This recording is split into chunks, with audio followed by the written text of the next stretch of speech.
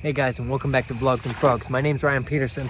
I'm standing in a bunch of watery vines and my boots are full of water here and mushy. But we got this cute little guy right here. This right here is a crayfish. Look at that cutie. We believe he's a northern crayfish, and today he's cheering because he's just so excited to teach you about him. Look at it. Yeah, let's learn some stuff about crayfish. So let's go learn stuff. Duh! These things are also known as crawfish, crawdads, baby lobsters, and even that weird pinchy thing. They are crustaceans and arthropods. They can be yellow, blue, green, red, orange, and many others actually. However, we are most likely going to see some brownish and red ones. We interact most with the northern crayfish, or so we believe. Feel free to correct us if we're wrong. They grow to be about 5 or 6 inches from the tip of their claws to the end of their tails. Now, these guys live between 3 and 4 years, but many males die after mating when they reach sexual maturity at around 2 years. As they grow, they molt their exoskeleton, and they're very vulnerable until their new one hardens. They do hibernate in the colder months, however there is still a pretty good chance of finding some, just not as nearly as much in the warmer summer months. There are over 640 cited freshwater crayfish species worldwide, with Kentucky having about 65 cited species, and Alabama having the most at about 97.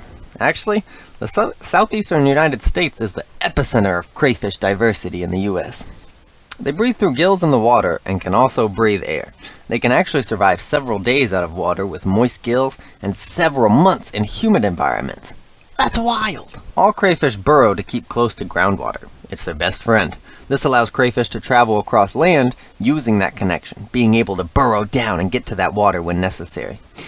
You can know a crayfish burrow by a mud chimney. They look kind of cool. They're big. They collect mud and they roll it into balls as they're burrowing, and they bring them out and they stack them on the outside, going in a circle to create a nice protective chimney. Now, they walk forwards, but they actually swim backwards. Isn't that cool?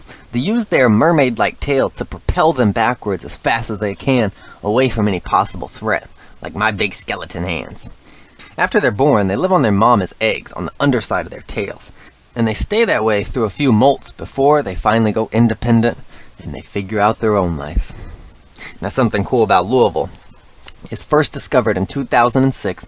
A new species of crayfish is now named Mo-wild crayfish.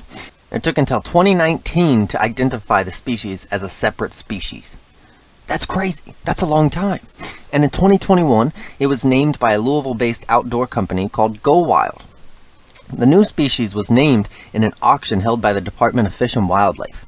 They basically auctioned off to raise money for Fish and Wildlife to use to enhance the environment around here. They held an auction to name this new crayfish.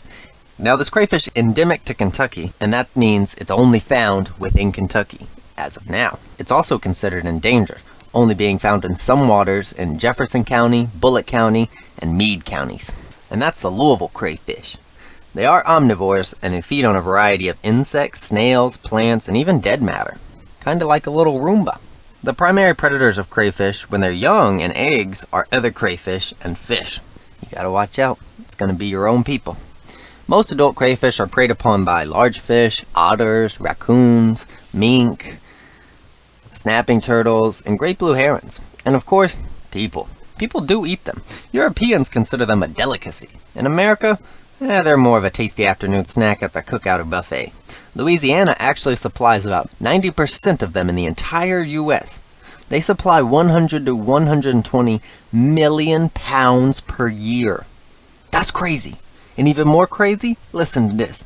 This mass supply of crayfish contributes to more than $300 million to the state of Louisiana's economy annually.